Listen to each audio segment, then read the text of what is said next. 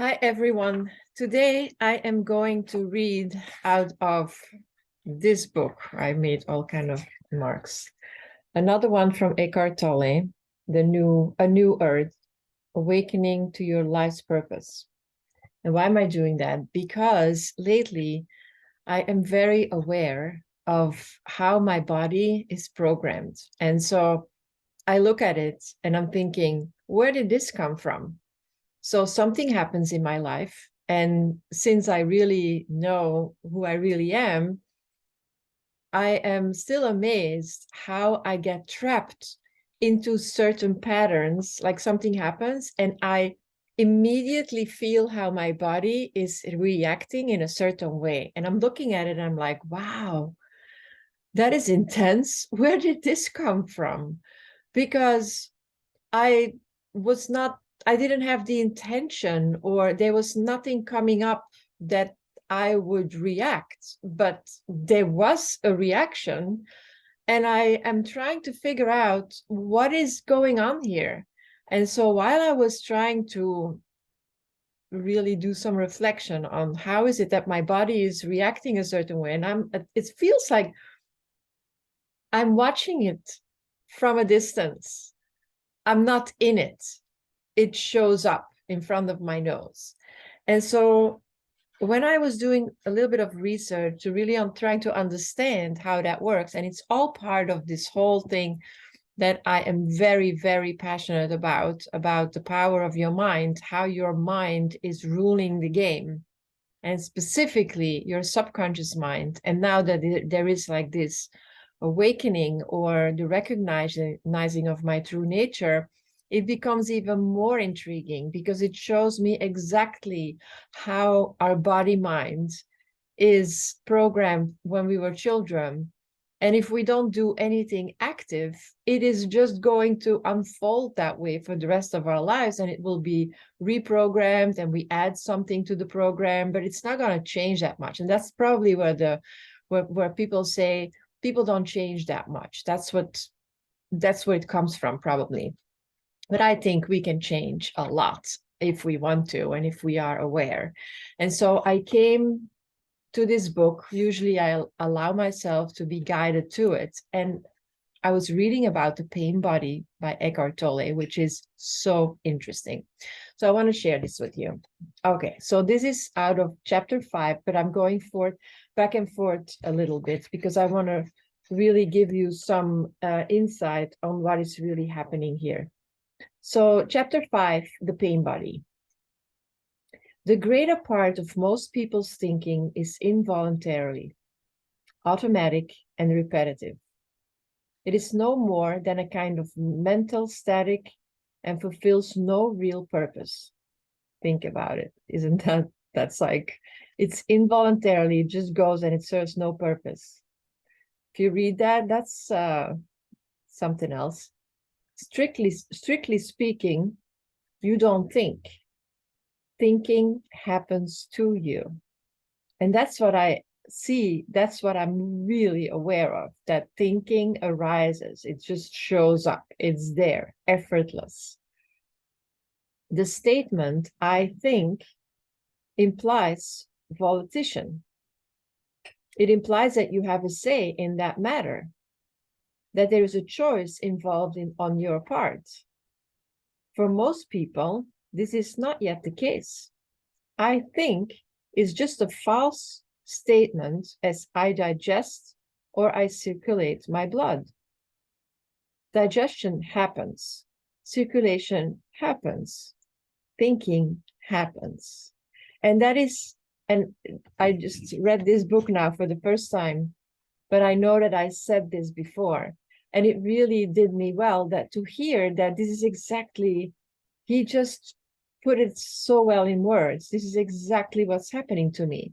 Thoughts are arising. They are just happening the same way that breathing is happening. It's very simple. It's like so cool. The voice in the head has a life of its own.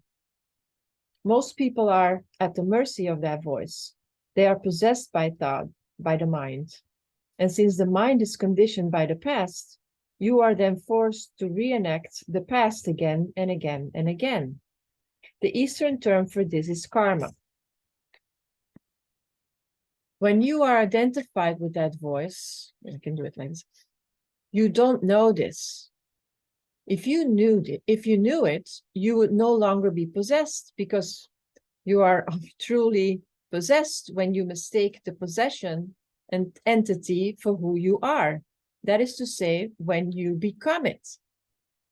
So once you know, you cannot unknow. And that's what's happening to me. Like, once you know that thought, that voice in your head, that those thoughts are not who you are, life becomes so different. For thousands of years, humanity has been increasingly mind-possessed, failing to recognize the possession entity as not self. It's not you.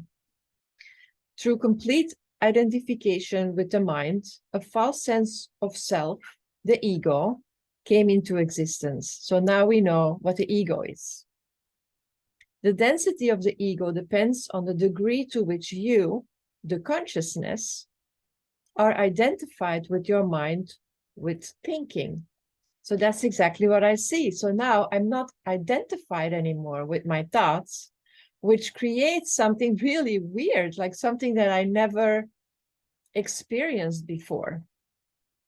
Thinking is no more than a tiny aspect of the totality of consciousness, the totality of who you are. The degree of identification with the mind differs from person to person. Some people enjoy periods of freedom from it, however brief, and the peace, joy, and aliveness they experience in those moments makes life worth living. Well, I'm very blessed to have long periods of feeling that state of peace and joy. And I just don't want to get out of that. And that's why I'm always so surprised when something happens and my body starts reacting. I'm like, oh, wait a minute, we're not going to go there. And the same thing, like when I had my conversation with David Bingham, we would say, I don't want to take that ride. And I decided in that moment not to take those rides anymore. But guess what? My body started taking the ride without me, which was cool to watch. So where am I? These are also the moments when creativity, love, and compassion arise. Others are constantly trapped in the egoic state. They are alienated from themselves, as well as from others and the world around them. When you look at them, you may see the tension in their face, perhaps the furrowed brow, or the absent or staring expression in their eyes. Most of their attention is absorbed by thinking, and so they don't really see you, and they are not really listening to you. They are not present in any situation, their attention being either in the past or future, which of course exists only in the mind as thought forms. Or they relate to you through some kind of role play. And so they're not themselves. Most people are alienated from who they are. And some are alienated so much to a degree that the way they behave and interact is recognized as phony by almost everyone, except those who are equally phony, equally alienated from who they are.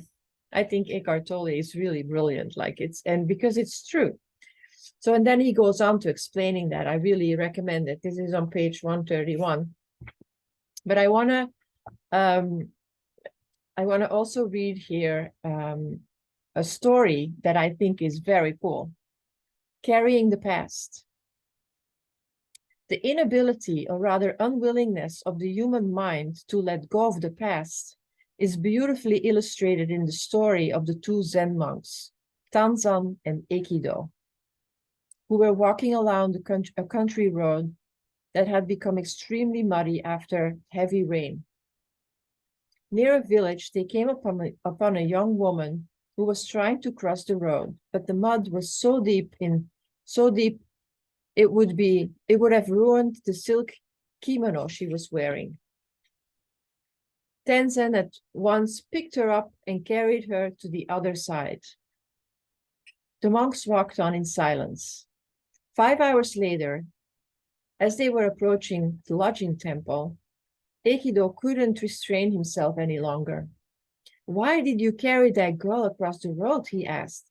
"We monks are not supposed to do things like that."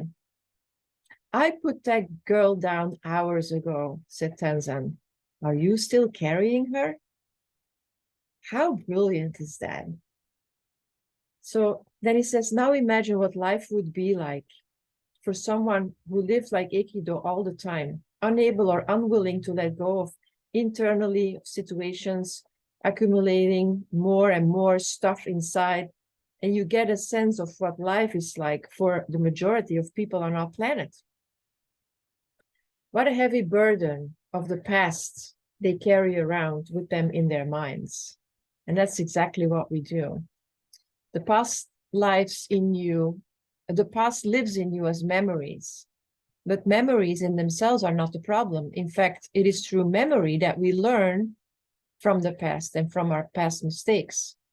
It is only when memories, that is to say, thoughts about the past, take over completely that they turn into a burden, turn problematic, and become part of your sense of self. Your personality, which is conditioned by the past, then becomes your prison. This is also what Nelson Mandela said. He says, "I forgave my enemies because if I wouldn't, I would still be in prison." Your memories are invested with a sense of self, and your story becomes who you perceived yourself to be.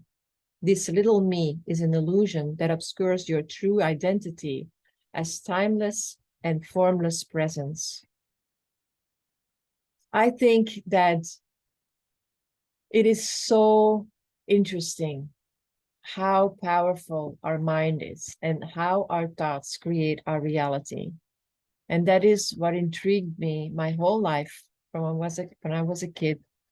And it took me 58 years to really understand that I am not my thoughts. I knew that intellectually, but to get to the point that I also live it, knowing that I'm in presence, an awareness, that is who I am. I'm not my body, I'm not my thoughts, and I am that infinite being, and I'm using my body and my mind to create a life in this 3D world of my dreams.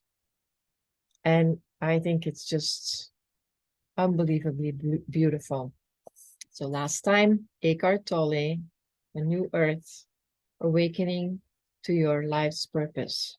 Very, very good. Okay, have a wonderful day, you guys. Bye.